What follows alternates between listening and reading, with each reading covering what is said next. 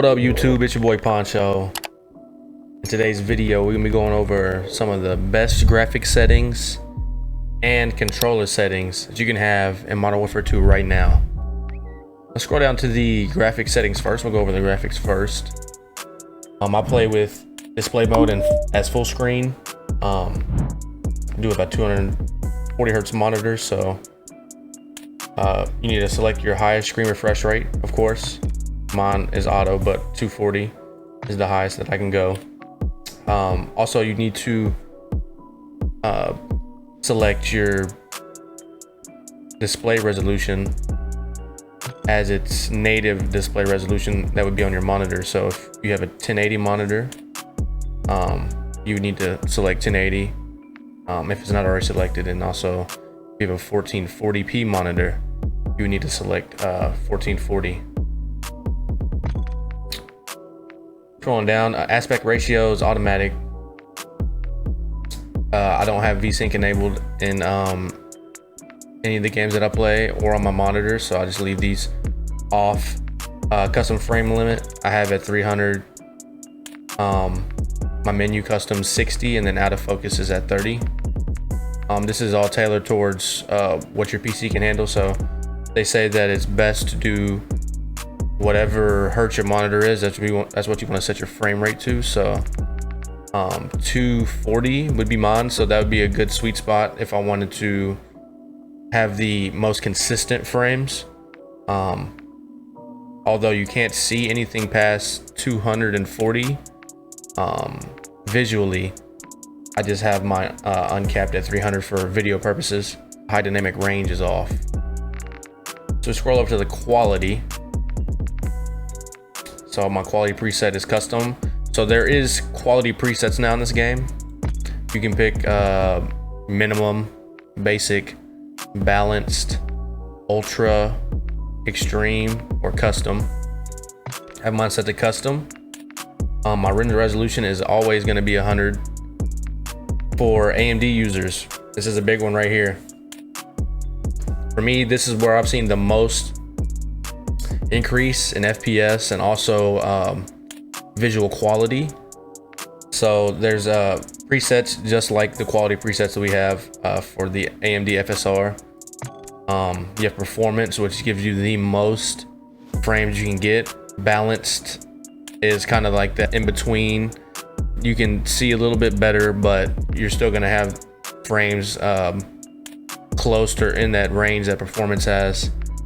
Quality is what I've been using, and I've seen that it has the best carryover for actual visual quality as well as frame rate. So I think quality is a really good preset to use for this.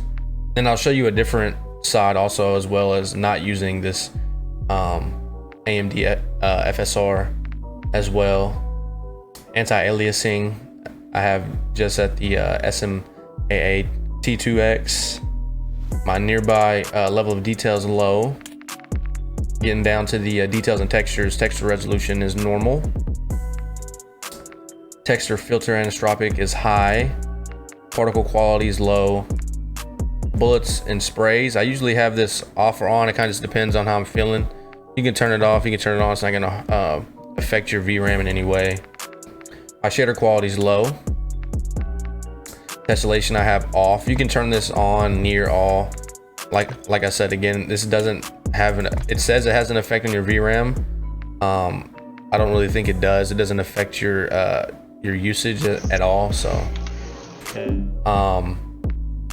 but it's really personal preference when it comes down to tessellation. On-demand texture streaming, take that off. You don't want anything downloading while you're playing the game, right? Streaming quality is low. Shadow map resolution I have on low as well. The spot shadow quality I have is low. Catch spots I have enabled or on. The catch sun shadows I have enabled or on as well. Particle lighting I have is low. That's that when you get hit with a flare type of lighting, right? You don't want it to be like cumbersome to where you can't see, right? So I have that on low. Ambient occlusion off. SSR off. and then your post-processing effects, which would usually be like your depth of field, your world motion blur, weapon motion blur. I have all these settings off. Field grain is at 0. So this is what the game would look like in real time with all these settings enabled. So the visual quality looks really good. We're still able to keep a consistent frame rate throughout moving around in the same area of the map.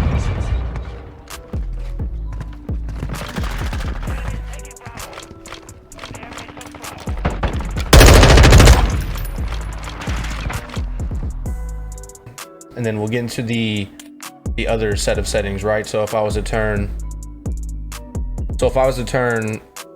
this preset off, right?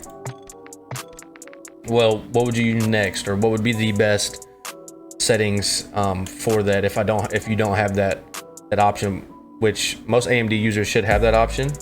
I could turn this on. It's not going to help me in any way, right? Because I don't have an NVIDIA card. But for NVIDIA users, this could be beneficial in a way.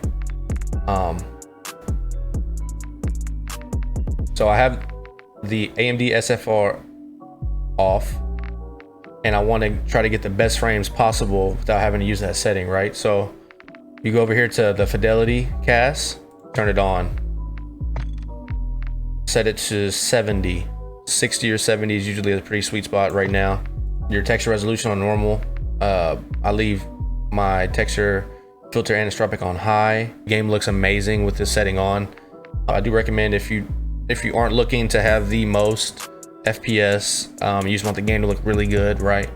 I definitely recommend that setting. View, obviously, field of view you want to have at the max, right? To be able to see the most surrounding, so 120.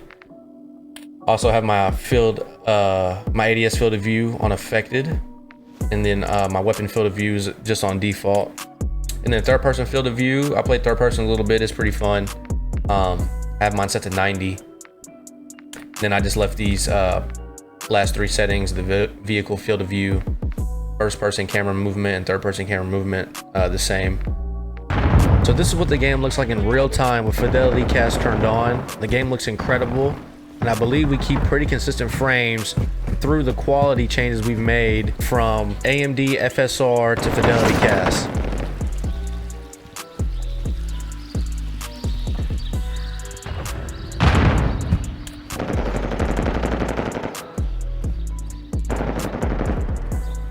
All right, so we're gonna get into the controller settings.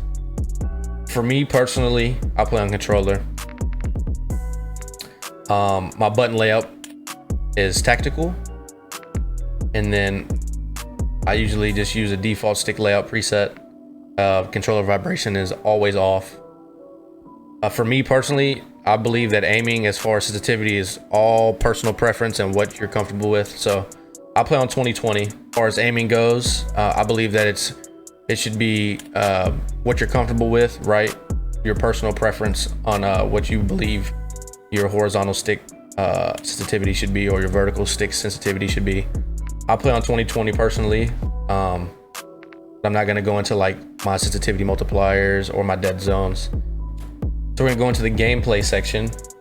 The aim down sight behavior I have is hold. Turn automatic tac sprint on.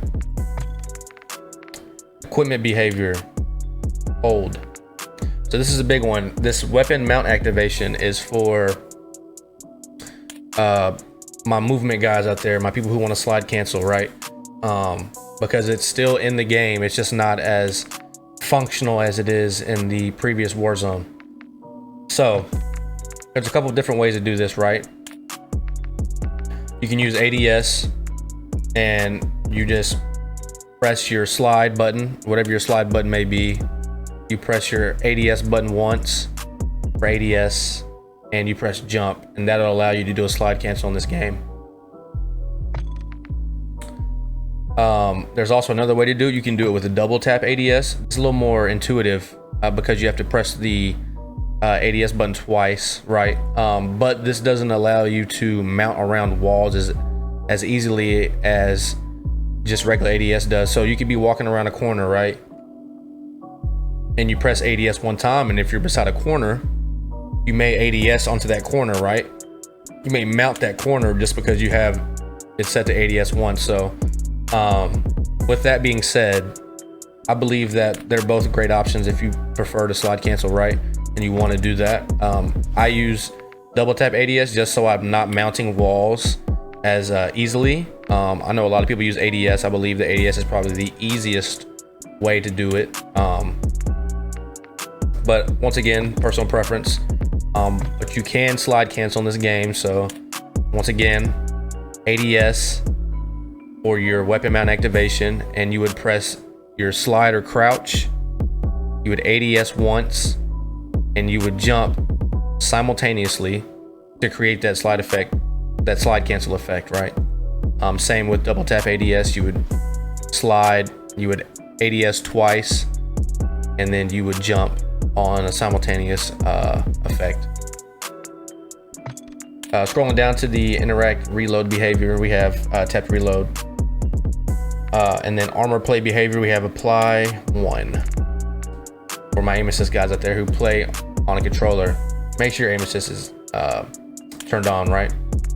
Aim assist type, default, aim response curve. I have on standard. I haven't tried any of the other ones yet to know if they're any better for this game, but these seem to work so far pretty well. So custom zoom per sensitivity, that's one of the settings I told you wasn't going to go over, or the input dead zones. These are all personal preference in my opinion, right? Obviously the pros, some of the greatest players play on really low sensitivity, right? 6.6. They play on low input dead zones. So, but once again, it's all what you're comfortable with, right? So sprint, tactical sprint behavior is on toggle. Auto move forward is off. Tactical sprint behavior is on double tap. Grounded mantle, you don't need this setting on. The automatic airborne mantle off. Automatic ground mantle is off. The invert slide and dive behavior standard. So let me know in the comments what you think about the game. What do you think about the future of the game? How you feel about the movement of Warzone and what they could improve. Also, let me know if you found this settings video to be helpful in any way. Hope you have a wonderful rest of your week, man. Stay safe out there. Deuces.